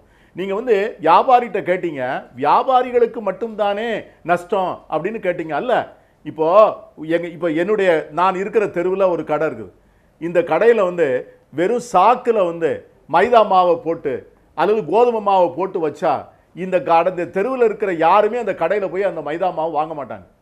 அப்போது இது சாதாரணமாக எப்படி நடக்குதுன்னா, ஒரு வீட்டில் யாராவது ஒருத்தர் உட்கார்ந்து ஒரு பிளாஸ்டிக் பேக்கில் போட்டு அதுக்கு ஒரு நேம் போட்டு இது சரஸ்வதி ஆட்டோ மைதா மாவு அப்படின்னு போட்டால் அது அப்படி தான் இருந்தால்தான் அதை யாராவது வாங்கக்கூடிய சூழ்நிலை இருக்குது. இன்றைக்கி அதற்கு வரி என்று சொன்னால் நீங்கள் என்ன சொல்கிறீங்க? we have simplified the technologyன்னு சொல்கிறீங்க. டெக்னாலஜி யார் வச்சுருக்கலாம்? டெக்னாலஜி நான் வச்சுருக்கலாம், ஆனந்த் ஸ்ரீனிவாசன் வச்சுருக்கலாம், நண்பர் இவர் வச்சுருக்கலாம். ஆனால் இன்றைக்கி ஒரு பெட்டி கடையில் இருக்கிறவர் வந்து ஒரு ஐபேட் வச்சுக்கிட்டு கம்ப்யூட்டர் வச்சுக்கிட்டு காலையில் போய் ஆடிட்டர் ஆஃபீஸுக்கு போனால் என்ன பண்ணுவாங்கன்னு கேளுங்க, வியாபாரத்தை முடிச்சுடுவாங்க, அந்த கடையை அடைச்சிருவாங்க. அது அல்டிமேட்டாக என்ன ஆகும்னு கேட்டிங்கன்னா, மக்களுக்கு அத்தியாவசிய பொருட்கள் கிடைப்பதிலேயே ஒரு மிகப்பெரிய நெருக்கடி ஏற்படும். அதான் நான் சொல்கிறேன், இது நான் எப்படி வந்து டிமானிட்டைசேஷன் அப்போ மக்கள் வந்து கரன்சிக்காக அல்லாடினார்களோ அதை போல தங்களுக்கு அன்றாட தேவைக்கான பொருட்களுக்கு மக்கள் அல்லாடக்கூடிய ஒரு சூழ்நிலை வெகு விரைவில் உருவாகும். ரெண்டாவது, இந்த புதிய டிரான்சிஷனை எதிர்கொள்ளக்கூடிய சக்தி வந்து நம்முடைய அரசாங்கத்துக்கு இருக்கிறதா? இன்னைக்கு வந்து நம்முடைய கமர்ஷியல் டாக்ஸ் டிபார்ட்மெண்ட் இருக்கு. இந்த கமர்ஷியல் டாக்ஸ் டிபார்ட்மெண்ட்ல என்ன ட்ரைனிங் கொடுத்துருக்காங்க சொல்லுங்க? இந்த ஜிஎஸ்டியை பற்றி அவர் சாமுவேல்கிட்ட நீங்க கேளுங்க, அவங்க எத்தனையோ ஒர்க் ஷாப் வச்சாங்க. எந்த ஒர்க் ஷாப்லையாவது யாராவது வியாபாரிகள் கேட்ட சந்தேகத்துக்கு பதில் சொல்ல முடிஞ்சதான்னு கேளுங்க. எங்களுக்கும் தெரியல, எங்களுக்கும் வரல. அப்போ என்ன வரும்னு கேட்டிங்கன்னா, இதில் வந்து ஜெயில் இருக்கு. அதாவது 20 லட்சத்துக்கு மேலே டிரான்சாக்ஷன் உள்ளவங்க டாக்ஸ் கட்டலன்னு சொன்னால் ஃபைன், 3 கோடிக்கு மேலே டிரான்சாக்ஷன் கட்டலன்னு சொன்னால் ஜெயில் வித் பெயில், 50 கோடிக்கு மேலே வந்து போய் டாக்ஸ் கட்டலைன்னா ஜெயில் வித்தவுட் பெயில். அப்பொழுது இந்த வியாபாரிகளை வந்து மிரட்டக்கூடிய அதிகாரிகளை அதை ஃபேஸ் பண்ணக்கூடிய தைரியம் யாருக்கு இருக்கிறது? இன்னைக்கு தமிழ்நாட்டில் இருக்கிற அரசாங்கத்துக்கு கமர்ஷியல் டாக்ஸ் அதிகாரிகளை கட்டி போடக்கூடிய அரசியல் ஆளுமையும் அரசியல் தைரியமும் இருக்கிறதா? இன்னைக்கு கடைசியில் என்ன ஆகும்னு கேட்டிங்கன்னா, ஒவ்வொரு வியாபாரியும் காலையிலே போய் ஒரு commercial tax service GST department வாசல்ல கையை கட்டி அவர்களிடம் போய் நிற்கக்கூடிய சூழ்நிலை தான் ஒவ்வொரு வியாபாரிக்கும் உருவாக போகிறது. முனிசிபல் டாக்ஸ் வந்து போயிடும். சினிமா இருக்குன்னு வச்சுங்க, சினிமாவுக்கு வந்து முனிசிபல் டாக்ஸ் தியேட்டர்ல வந்து 24% வந்து முனிசிபல் டாக்ஸ் இருக்கு. இது வந்து 28%னா 52% டாக்ஸ் ஆயிடுது. அப்ப 52% டாக்ஸ் கட்டிட்டா அந்த தியேட்டர்காரர் என்ன பண்ணுவாரு? இதை போன்ற பல நெருக்கடிகள் இருக்கு. திரு சுமன் சி ராமன் அவர்களிடம் பீட்டர் அல்போன்ஸ் அவர்கள் சொல்வது மாதிரி அவர் ஒரு பெரிய அச்சத்தான காட்சிகள் தான் முன்னுக்கு வருகிறது. வணிகர்கள் பெரிய பாதிப்பு, அத்தியாவசிய பொருள்களுக்கு ஒரு நெருக்கடி இருக்கும். விஜயன், அடிப்படையா எனக்கு என்ன வருத்தம்னா, திரு பீட்டர் அல்போன்ஸ் அவர்களுடைய கட்சி உடைய பிரெயின் சைல்டு தான் ஜிஎஸ்டி. அவர்கள் தான் வந்து இந்த ஜிஎஸ்டியை முதல்ல எப்படி முழுமையாக அரசு தயார் செய்திருக்கிறதா அப்படின்னு கேட்டால் நிச்சயமாக நான் ஏற்றுக்கிறேன். தயாரான நிலையில் முழுமையாக இல்லை என்பதுதான் எனக்கும் சந்தேகம். இவ்வளவு அவசரப்பட்டிருக்கணுமா? இன்னும் ஒரு 3 மாத காலம் அவகாசம் எடுத்துக்கொண்டு செய்திருக்கலாமா? நிச்சயமாக இந்த பொருளுக்கு 28% வைக்கணுமா, அதுக்கு 18%, எல்லாத்தையும் நம்ம விவாதம் வச்சுக்கலாம். ஆனால் அடிப்படையாக 2 மிக முக்கிய விஷயங்களை நம்ம பார்க்கணும். ஒன்று, இப்போ ஸ்மார்ட் ஃபோன், எல்லா வியாபாரியும் ஸ்மார்ட் ஃபோன் பயன்படுத்துகிறாங்கல்ல. ஸ்மார்ட் ஃபோனுக்கு யார் கவர்மெண்ட் கற்றுக் கொடுத்தாங்களா? கவர்மெண்ட் ட்ரைனிங் கிளாஸ் வச்சாங்களா? ஸ்மார்ட் ஃபோன் எப்படி வாட்ஸ்அப் எப்படி யூஸ் பண்ணுறதுன்னு? இப்போ வாட்ஸ்அப் பணக்காரங்க மட்டும்தான் வாட்ஸ்அப் யூஸ் பண்ணுறாங்களா? ரொம்ப படித்தவங்க மேதைகள் மட்டும்தான் வாட்ஸ்அப் ஃபேஸ்புக் போகிறாங்களா? மக்கள் போறது இல்லையா தமிழ்நாட்டில்? இந்த ஒப்பீடு சரியா திரு சுமன் சி ராமன்? கூடிய ஒரு விஷயம் தான் இது. கம்ப்யூட்டர் வந்து ஒரு நிமிஷம் நான் முடிச்சிடறேன். இல்ல, இந்த ஒப்பீடு சரியா? ஒரு நிமிஷம் நான் முடிச்சிடறேன். அதாவது இதை வந்து இந்த நிச்சயமா நானும் வந்து இல்ல ஒரு நிமிஷம், ஏன் ஒப்பீடு சரியில்லை? ஒரு ஸ்மார்ட் போனுங்கிறது எவ்வளவு கேட்ஜெட்ஸ், எவ்வளோ பட்டன்ஸ் இருக்கு, எவ்வளவு கண்ட்ரோல்ஸ் இருக்கு, எவ்வளோ கமாண்ட்ஸ் இருக்கு, மக்கள் கத்துக்கலையா? தங்களுக்கு பயன் இருக்கிறது, இதனால் ஒரு பெனிஃபிட் இருக்குன்னு தெரிஞ்ச உடனே மக்கள் பயன்படுத்தி கத்துக்கலையா? நான் ஒண்ணு கேட்கிறேன். நாளைக்கு இன்னைக்கு நிச்சயமா நானும் திரு பீட்டர் சொல்வதை மற்றவர்கள் சொல்வதை முழுமையா ஏத்துக்கிறேன். ஒரு மாசத்துக்கு 3 ரிட்டர்ன் தேவையா? ஒரு குவார்டர் 3 மாசத்துக்கு ஒரு வாட்டி ஒரு ரிட்டர்ன் ஃபைல் பண்ணி வருஷத்துக்கு 4 வாட்டி ரிட்டர்ன் போடலாமே. நிச்சயமா நானும் அதை ஏத்துக்கிறேன். நடைமுறைகள் சிக்கல்கள் இவர்கள் அந்த பிரச்சனைகளை களைய வேண்டும், மாற்று கருத்து இல்லை. ஆனால் பாசிட்டிவ்ஸ் நீங்க பார்க்கணும். வியாபாரிகளால ஃபார்மே ஃபில் பண்ண முடியாது, அதான் அவங்க கம்ப்யூட்டரே தெரியாது அப்படிங்கிறது நிரந்தரமா எப்படி இருக்க முடியும்? நாடு என்னைக்காவது ஒரு நாள் கத்துக்க வேண்டிய ஒரு விஷயம் தானே. இரண்டாவது, கற்றுக்கொள்வார்கள். ஊழலை தடுக்கக்கூடிய வாய்ப்பு ஒவ்வொரு டிபார்ட்மெண்ட்லயும் இல்ல விஜயன் நிச்சயமா கத்துப்பாங்க, ஒன்றும் பிரச்சனை இருக்காது. இது மிகப்பெரிய பிரச்சனை என்னன்னா, வரி ஏய்ப்பு செய்கிறாங்க பாருங்க வியாபாரிகள், அவர்களுக்கு ஒரு மிகப்பெரிய சிக்கல்ல மாட்டிக்கக்கூடிய ஒரு பிரச்சனை. இன்ஃபேக்ட் ஜிஎஸ்டிக்கு எதிராக வர பல போராட்டங்கள் இவர்கள் டாக்ஸ் நெட்டுக்குள்ள வரக்கூடிய ஒரு சூழல் ஏற்பட்டு விட்டது. இப்ப தப்பிக்கிறது கொஞ்சம் கஷ்டமாயிடுது. அதனால வரக்கூடிய ஒரு சிக்கல் இது. ஊழலை கட்டுப்படுத்த பேசி முடிச்சிட்டோம் சார். சுமன் ஸ்ரீராமன் தமிழ்நாடு, கர்நாடகா, ஆந்திரா இது மாதிரி ஊர்ல இருந்து பேசுறாரு. பல ஊர்ல ஒரு இது உத்தரப்பிரதேஷ், பீகார் அங்கெல்லாம் கரண்ட்டே கிடையாது. கரண்ட் இருந்தால் தான் கம்ப்யூட்டரு, அதுக்கப்புறம் டேட்டா இன்டர்நெட்டில் கம்ப்யூட்டர் மூலமாக பண்ணோன்னா பல ஊரில் பல செக்ஷனில் இன்டர்நெட்டே கிடையாது. இது இந்தியாவில் 2 இந்தியா, ஒன்று பாரத், இன்னொன்று இந்தியா. இந்த கவர்மெண்ட் பண்ணுறது எல்லாமே இந்தியாவுக்காக செய்வதே தவிர பாரத்தை பின்னாடி விட்டுருதுன்னு தான் சொல்கிறேன். இவர் தமிழ்நாடு, கர்நாடகா, ஆந்திர பிரதேஷ், மகாராஷ்டிரா இது மாதிரி மகாராஷ்டிராலையும் பல இடத்துகளில் இன்டர்நெட் கிடையாது, பவர் கிடையாது. மாண்புமிகு பிரதான மந்திரி 2 வருஷத்துக்கு முன்னாடி ரெட் ஃபோர்ட்டில் என்ன சொன்னார்? டெல்லியிலே 100 கிலோமீட்டரில் பவரே இல்லை 70 வருஷத்தில், ஆனால் நான் பவர் கொடுத்துட்டேன்னு. அங்கே ஓடி போய் பார்த்தா அந்த ஊரில் ஒன்றும் பவர் வரல. ஸோ டெல்லியிலேருந்து 100 கிலோமீட்டர் இடத்துலையே பவர் இல்லாத ஒரு இடத்துல நீங்கள் ஸ்டெப் பை ஸ்டெப் பண்ணாமல் ஒரே நாளில் சார் பவர் இருந்தால் தானே சார் ஒரு ஃபேஸ்புக்கு, இன்டர்நெட்டு, கம்ப்யூட்டரு. பவர் இல்லாதவன்லாம் என்ன செய்வான்? இது என்ன தமிழ்நாடு சவுத்தில் எங்கே டெவலப் ஆகிருக்கோ அதுதான் இந்தியாவை? பீகார், உத்தரப்பிரதேஷ்லலாம் பவர் இல்லாத ஊர்லலாம் என்ன பண்ணுவாங்க? அதுக்கப்புறம் ட்ரெக்கோனியன் ப்ரொவிஷன்ஸை பற்றி அவர் ஒரு நாளைக்கு 100 ரூபா ஃபைன். நீங்கள் கவர்மெண்ட்டுக்கு லேட்டாக கட்டினா 18% வட்டி, 24% வட்டி. கவர்மெண்ட் உங்களுக்கு திரும்பி கொடுக்கணும்னா 6% வட்டி. இது எந்த ஒரு நியாயம்? இப்போ மின்சாரம் எல்லாம் கொடுத்த பிறகு ஜிஎஸ்டி அப்படின்னு நான் சொல்றேன் சார். அவர் என்ன சொல்றாரு? மக்கள் கத்துப்பாங்கிறதுக்கு நான் பதில் சொல்றேன். மின்சாரமே இல்லை, நீங்க ஏதாவது மேனுவல் ஃபைலிங்க்கு ஏதாவது கொடுக்கணும்ல. இன்கம் டேக்ஸ் வந்தபோது என்ன பண்ணாங்க? எல்லாரும் ப்ரொடெஸ்ட் பண்ணாங்க. 5 மாசம் 6 மாசம் டைம் கொடுத்தாங்க. மின்சாரம் இல்லாத இடத்துல எவ்வளவு பேர்ல 75 லட்சத்துக்கு மேல வியாபாரம் ஏன் பண்ண மாட்டாங்களா சார்? இந்த தமிழ்நாட்டுல தான் பண்ணுவாங்களா சார்? உத்தரப்பிரதேஷ்ல 75 லட்சம் நான் கூட்டு போறேன் சார். உத்தரப்பிரதேஷ் நான் சுத்தி இருக்கேன், நான் கூட்டு போறேன் டாக்டர். மின்சாரம் இருக்கு சார் உத்தரப்பிரதேஷ்ல. சார் லக்னோலயே பவர் இருக்காது சார். 12 hour 14 hour sir. கேபிட்டல்லயே பவர் கிடையாது சார். அப்போ பண்ணுங்க அவங்களுக்கு ஏங்க சார் தமிழ்நாட்டிலே 2 வருஷத்துக்கு முன்னாடி எவ்வளவு பவர் கட் இருந்தது சார்? தீர்த்து வைக்கணும். இருங்க சார், சுமன் சார், தமிழ்நாட்டிலே எவ்வளவு ஒரு 3 வருஷத்துக்கு முன்னாடி பவர் கட் இருந்தது சார்? வியாபாரிகள் இந்த நெட்ல வந்துருவாங்க, அதனால பொதுமக்களுக்கு பீதி கொண்டங்க. சார் இன்டர்நெட்டே ப்ரொவைட் பண்ண முடியல சார், கனெக்டிவிட்டி சார். இன்டர்நெட் நீங்க டேட்டா கனெக்டிவிட்டி கொண்டாங்கன்னு சொல்றேன் நான். பொதுமக்களிடையே பீதி உண்டாக்குறீங்க. நான் பீதி கொடுக்கல. இன்டர்நெட் இல்லன்னு சொன்னா பீதி வருது இல்லங்க. இது தமிழ்நாட்டிலே பல இடத்துல இன்டர்நெட் ஸ்பீட் இல்லன்னு சொன்னா பீதியா சார்? இல்ல பீதி இல்ல. அவர் முக்கியமான அவர் தான் சொல்றாரு பீதினா. திரு ஆனந்த் என் கேள்விக்கு வாங்க. அவர் வைக்கிற முக்கியமான விவாதம் என்பது வரி எல்லைக்குள் பல வணிகர்கள் உள்ளுக்கு வருவாங்கன்றார் சார். நாங்க திரும்பி வணிகர்கள் அச்சத்தை விதைக்கிறாங்க. சரி, நீங்க ஏன் அச்சத்தை விதைக்கிறீங்க? அச்சத்தை விதைக்கல. ஹம்சுக் அடியான் ஒருத்தர் இருக்காரு. இந்த பிரைம் மினிஸ்டர் அவர் கேட்டுதான் என்ன வேணா செய்யறாரு, என்ன வேணா செய்வாரு. அவர் தான் டிமானிட்டைசேஷன் பண்ணாரு. அவர் இன்னைக்கு என்ன சொல்றாரு? ஐடியல் ரேட் 2 ரேட்டு இல்ல 3 ரேட்டு, இது பர்ஃபெக்ட் இல்லைன்னு. நீங்க எதை கேட்டாலும் பர்ஃபெக்ட் இல்லைங்கிறீங்க. ரேட்டு 7 ஸ்லாப், அவர் பர்ஃபெக்ட் இல்லைங்கிறாரு. த ஜிஎஸ்டிஎன் ஹெட் என்ன சொல்றாரு? Technologically we are not ready, we have not tested the system. இன்னைக்கு வரைக்கும் அவர் சொல்லுவார் 50 தமிழ்நாட்டு மாதிரி ஒரு முற்போக்கு இருக்கிற நாட்டில் 50% மேலே ரெஜிஸ்டர் பண்ண முடியாமல் கட்டப்பட்டு இருக்காங்க. எப்போ கேட்டாலும் சைட் கிராஷ்டு. எதுக்கு இப்போ அவசரப்படுறீங்க? திரு சோமவள்ளியப்பன், இது காலத்தின் கட்டாயமா இல்ல ஒரு சாகச முயற்சியை திரு பீட்டர் அவர்கள் அரசியல் தளத்துல இருந்து மோடியின் மீது வைத்த விமர்சனம் அது ஒரு சாகச முயற்சியை மேற்கொண்டிருக்கிறதா? இது அரசு இப்போ உங்க ஆனந்த் ஸ்ரீனிவாசன் கேள்வி நேரடியா சொல்றேன். காலத்தின் கட்டாயமா சாகச முயற்சியா? இது காலத்தின் கட்டாயம். ஆனால் இவ்வளோ விரைவில் அவகாசம் கொடுக்காம செய்ய வேண்டியதில்லை. எவ்வளவு தூரம் இது வந்து நாட்டுக்கு தேவையோ, எவ்வளவு தூரம் இவர்கள் வந்து முயற்சி எடுத்து செய்தார்களோ அதெல்லாம் பாராட்டப்பட வேண்டியது ஒன்று என்றாலும் கூட இதை வந்து இப்போவே பண்ண வேண்டும் என்பதில்லை. அதாவது இந்த அரசாங்கம் என்னவென்றால் ரொம்ப ஒரு காது கொடுத்து கேட்காமல் ரொம்ப வேகமாக போவது போல் இருக்கிறது. ஆனால் எல்லா சங்கங்கள்லேருந்தும் எல்லா ஊர்களுக்கும் போய் நம்ம பார்க்குறோம், வியாபாரிகளை பார்க்குறோம். அவரெல்லாம் சொல்லுவது வந்து யாரும் இதை எதிர்க்கலை. தமிழ்நாட்டில் வந்து இப்போ தான் 2-3 நாளாக தான் ஸ்ட்ரைக் எல்லாம் நம்ம கேள்விப்படுறோம். பெரும்பாலும் வியாபாரிகள் ஒத்துழைக்க விரும்பினாங்க. அவர்களுக்கே கூட இந்த அரசு அதிகாரிகளை சந்தித்து அந்த சிக்கல்கள் தான் வெளியில் வர்றதுக்கு நேரடியாக இன்டர்நெட்டோட போயிடுறது பெட்டர் என்கிற ஒரு நினைப்பு அவர்களுக்கு இருக்கிறது.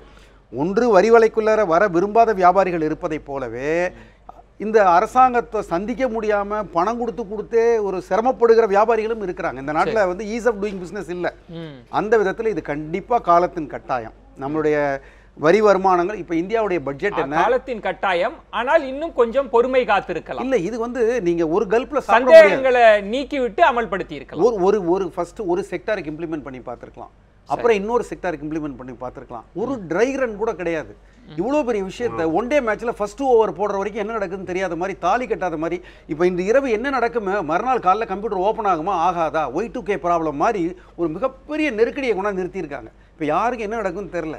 அந்த தலைவர் ISGS தலைவரை கேட்குறாங்க, ஆர் யூ இதுன்னு கேட்குறாங்க. We are ஸ்ட்ரெஸ்டுன்றாரு.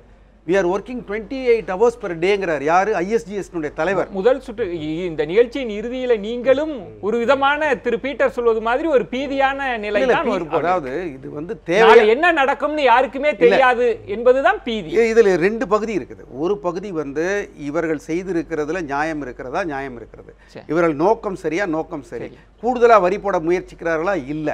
இவர்கள் வந்து எடுத்திருக்கிற முடிவுகள் எல்லாம் சரி. ஒரே ஒரு குற்றச்சாட்டு, போதிய நேர அவகாசம் இல்லை. இந்தியாவில் படிக்காதவர்கள் அதிகம், வியாபாரம் செய்கிறவர்கள் அதிகம்.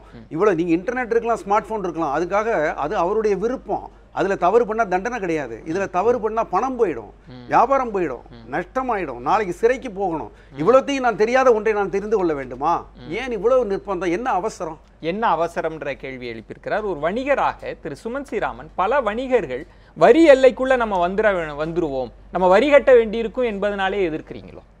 அப்படி கிடையாது. காரணம் என்னென்னா, வரி கட்ட விரும்புகிற வணிகர்கள் தான் அதிகபட்சமாக இருக்காங்க. காரணம் முன்னாடி எப்படின்னா, ஒரு ஜிஎஸ்டி ஒரு டிஎன்ஜிஎஸ்டி நம்பர் எடுக்க போனோம்னாலே பெரும்பகுதி பணம் கொடுக்க வேண்டியது இருக்கும். அரசு கிட்ட வந்து இந்த மாதிரி மல்லு கட்ட முடியாத வணிகர்கள் சார் சொன்ன மாதிரி நெட்டு மூலமாக வந்துட்டால் நல்லதுன்னு நினைக்கிறது தான். ஆனால் இப்போ இருக்கிற இவங்க அமல்படுத்துகிற விதத்தை பார்க்குறப்போ இது ஒரு சாகச முயற்சி மாதிரி தான். காரணம் என்னென்னா, இதனுடைய விளைவு வந்து ரீட்டைலில் ஒன்றுமே இருக்காது, வழக்கம் போல தான் வியாபாரம் இருக்கும். இது வந்து அதிகாரிகள் லஞ்ச ஊழலுக்கு தான் இது மேலும் வழிகோலுங்கிறது தான் எங்களுடைய கணிப்பு. காரணம் என்னென்னா, இந்த எல்லைக்குள்ளே வர்றதுக்கு வந்து வணிகர்கள் வந்து கொஞ்சம் சிரமப்படணும், அது வேறு விஷயம். ஆனால் உடனடியாக வந்து இதில் 100க்கு 100 அமல்படுத்தி இதை வந்து வணிகர்கள் செய்ய முடியும்னு எங்களுக்கு தோணலை. காரணம் என்னென்னா, இது இப்பவுமே அந்த பதிவுலயே இவ்வளவு பிரச்சனை இருக்கிற மனதளவுல நீங்களும் தயாராக இல்லை. நாங்கள் தயாராக இருக்கிறோம். இதை வந்து மேல்தட்டிலிருந்து முதல்ல கொண்டு வந்திருக்கலாம். அதாவது சின்ன வியாபாரத்துக்கு வராம மேனுஃபேக்சரிங் இந்த பெரிய லெவல்ல இருந்து கொண்டு வந்துட்டு ஒரு 2 கோடி 1.5 கோடி கீழே உள்ள இதெல்லாம் ஒரு வருஷம் கழிச்சு இது பண்ணியிருக்கலாம். சொல்கிற இடத்தை தான் நீங்களும். ஏன்னா சின்ன வியாபாரம் வந்து உடனடியாக பாதிக்காம இருக்கு. இப்போ 20 லட்சம்ன்றது ஒரு ரொம்ப சின்ன இது மட்டும்தான்.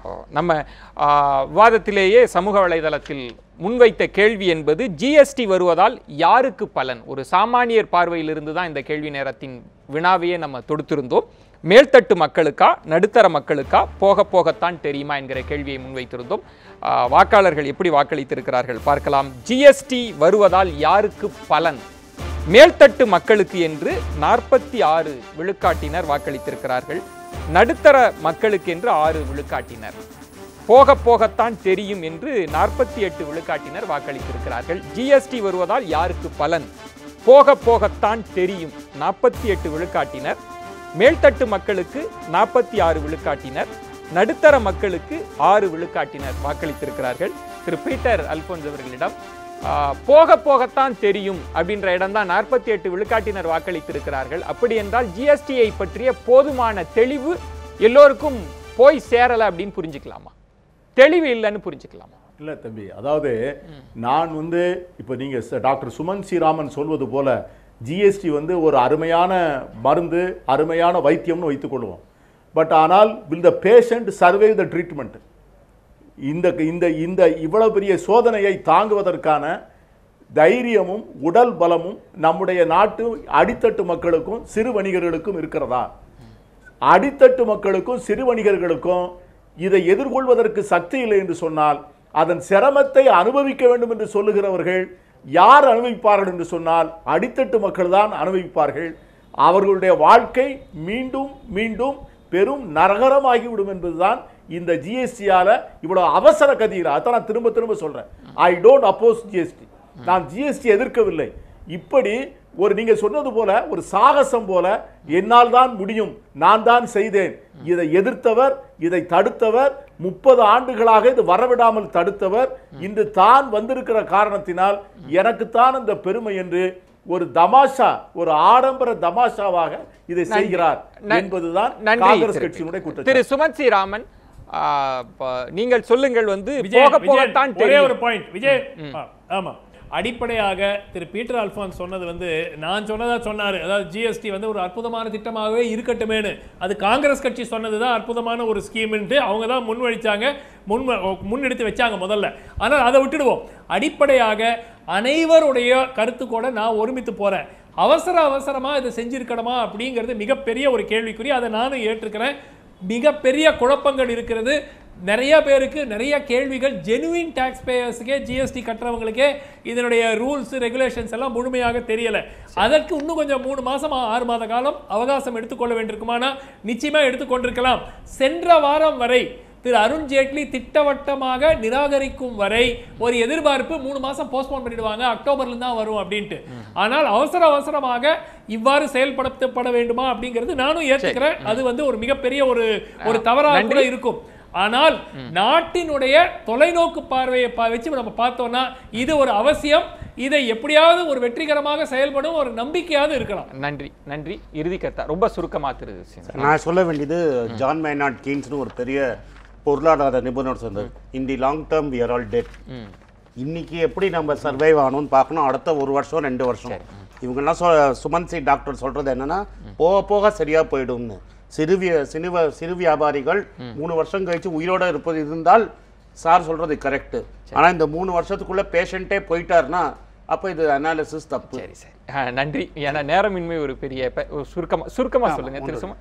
இது ஒரு அவசியமான திட்டம், தேவையானது தான். நேர நெருக்கடி மட்டுமே தான் பிரச்சனை. எப்படி கேள்வி நேரத்துக்கு நேர நெருக்கடி இருக்கிறதோ பிரதமருக்கும் நேர நெருக்கடி இருக்கிறது. எல்லோருமே ஒற்றை புள்ளியில் நின்றீர்கள்.